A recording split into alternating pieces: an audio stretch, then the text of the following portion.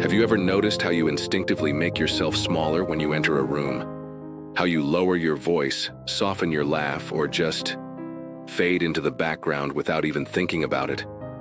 Or maybe you've caught yourself apologizing for simply existing in a space, for taking up too much room, for being too loud, for being too much.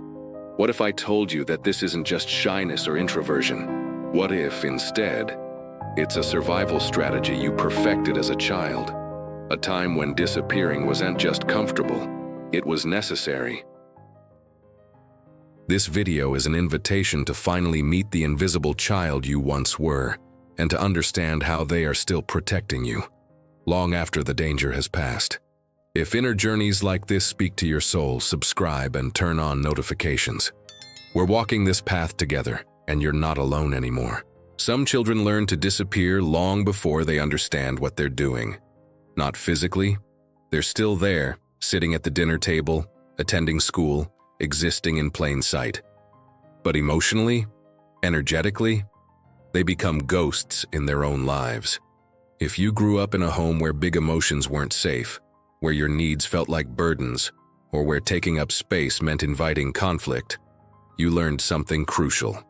Invisibility equals safety.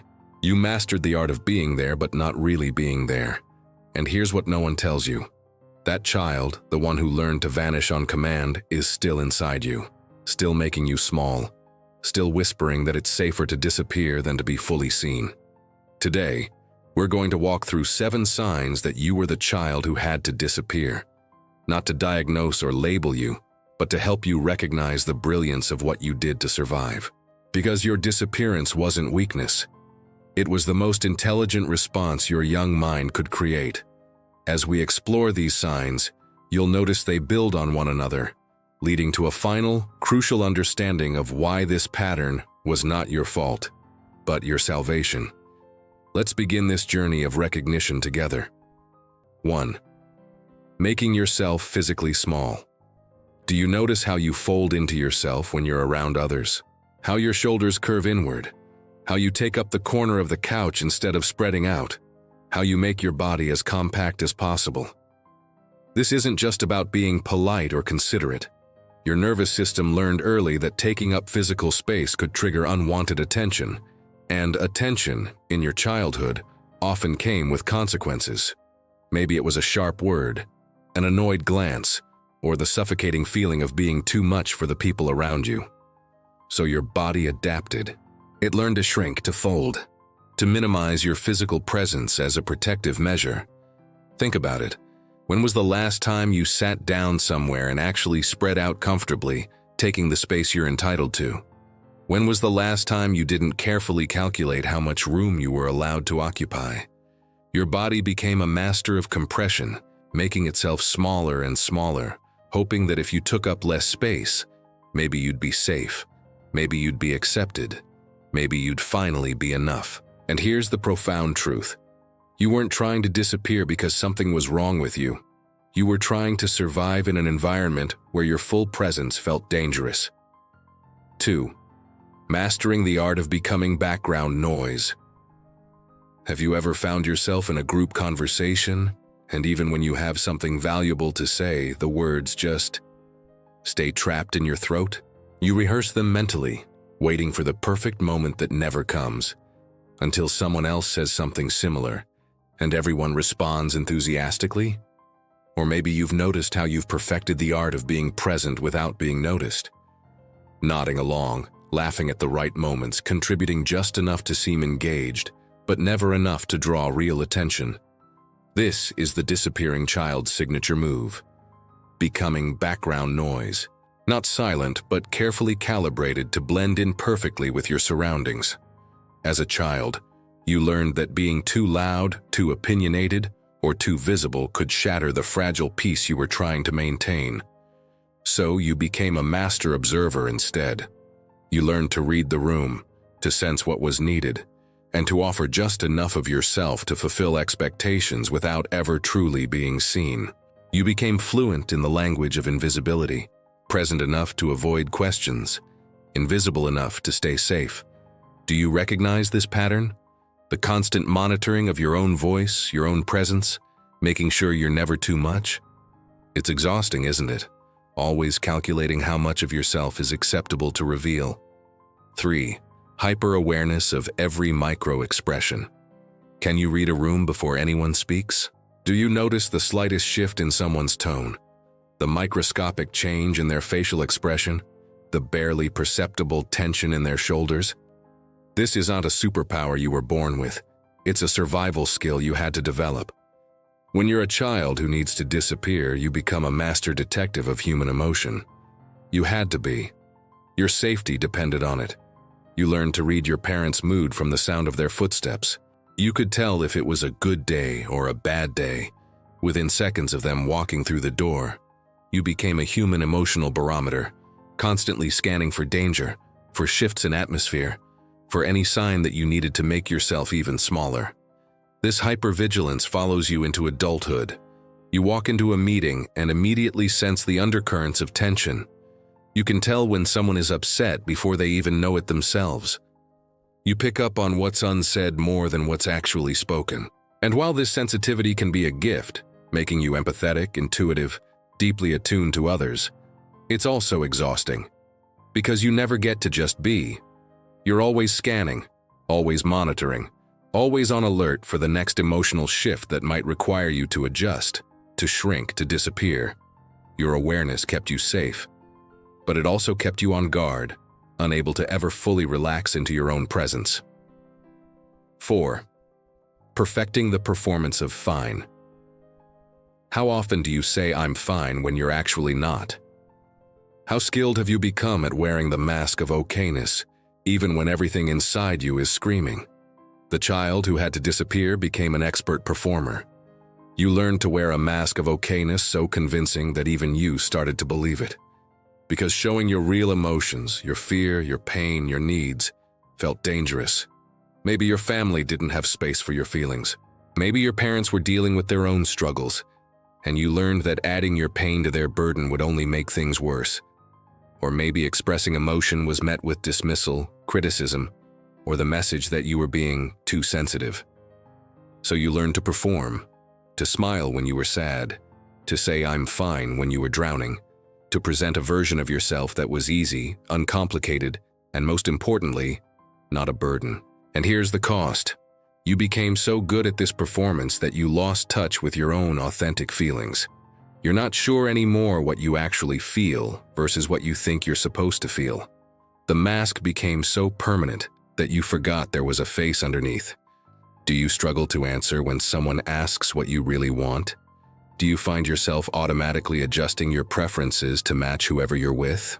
That's not because you're indecisive. It's because the real you learned to disappear so completely that even you have trouble finding them. 5.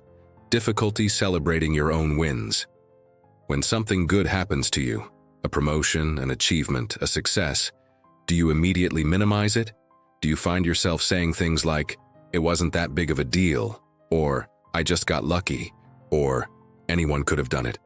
The invisible child learned that celebrating themselves felt dangerous. Maybe when you showed excitement as a kid, it was met with dismissal, jealousy, or the message that you were being too much. Maybe your family dynamics didn't allow space for your joy because it threatened someone else's sense of importance. So you learned to shrink your victories, to downplay your accomplishments, to make yourself small even in moments that should belong to you. Think about the last time you achieved something meaningful. Did you fully own it? Did you allow yourself to feel proud? Or did you immediately redirect attention elsewhere, minimize the significance, or find ways to make it about anyone but yourself? This pattern runs deep. You've spent so long making sure you don't outshine anyone. Don't take up too much space with your joy. Don't become too visible in your success. That celebration feels foreign, almost dangerous. Like if you allow yourself to be fully proud, fully seen in your achievement, something bad will happen. Your victories deserve to be celebrated. Your achievements deserve to be acknowledged.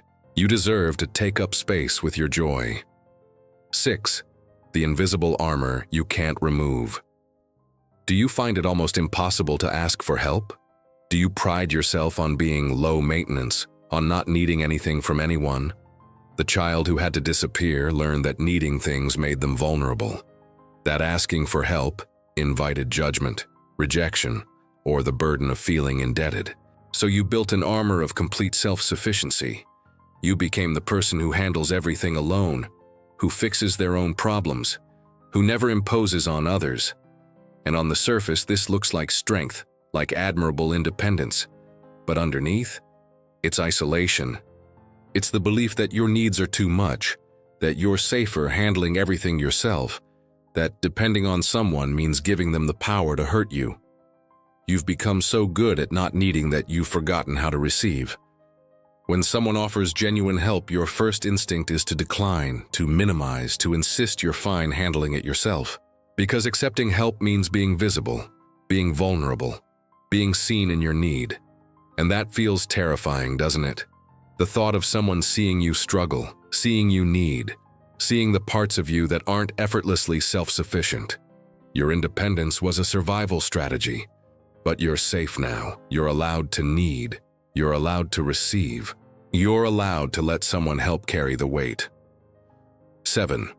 Your disappearance was your survival. Here's what I need you to understand. Every single pattern we've explored today wasn't a flaw in who you are. It was the most intelligent response your young mind could create to an environment that didn't feel safe for your full presence. You made yourself small because big felt dangerous. You became background noise because being heard felt risky. You learned to read every micro-expression because your safety depended on it. You perfected the performance of fine because your real emotions weren't welcomed. You minimized your victories because celebration felt threatening. And you built an armor of self-sufficiency because needing felt like a weakness. None of this was your fault. None of this means something is wrong with you. You were a child doing exactly what you needed to do to survive. And that child, the one who learned to disappear, deserves not judgment but profound recognition. They kept you safe. They navigated an impossible situation with the limited tools they had. But here's the crucial truth. You're not that child anymore. The world that required your disappearance is gone. You're safe now. And slowly, gently, with compassion, you can start to practice reappearing. You can take up space. You can be loud. You can need. You can celebrate. You can be fully, authentically, unapologetically visible. The child who had to disappear can finally come home. Feeling seen. Feeling recognized in ways you didn't expect? That's my deepest hope. Because you've carried these patterns alone for so long, believing they made you strange or broken or too much. But they didn't. They made you a survivor. They made you brilliantly adaptive. They made you someone who learned to navigate impossible circumstances with grace and intelligence. Now the question is, which of these 7 signs resonated most deeply with you? Which pattern have you been carrying the longest? Share your story in the comments below. Your experience is not just your own. It's a mirror that might help someone else finally see themselves. And here's the truth. Recognizing these patterns is just the beginning. Learning to gently, compassionately unlearn them. That's the real work. That's the journey we're on together. If this resonated with you, please consider liking this video and subscribing to our channel. We're building a community of people who are learning to reappear after a lifetime of disappearing. You belong here. Your full presence belongs here. And for your next step on this path, the patterns we explored today are just the beginning of understanding yourself. Our next video reveals 10 secret signs you have invisible scars. Those everyday habits that might be a secret language of resilience you've been speaking without even knowing it. This is your invitation to rediscover yourself by uncovering how the invisible child who learned to disappear also developed hidden strengths you carry within you today. The journey continues, and you can take that next step right here. You spent so long learning to disappear. Now it's time to learn how to be fully, beautifully, courageously seen. You're not alone. You never have to walk this path by yourself. We see you, and we're here.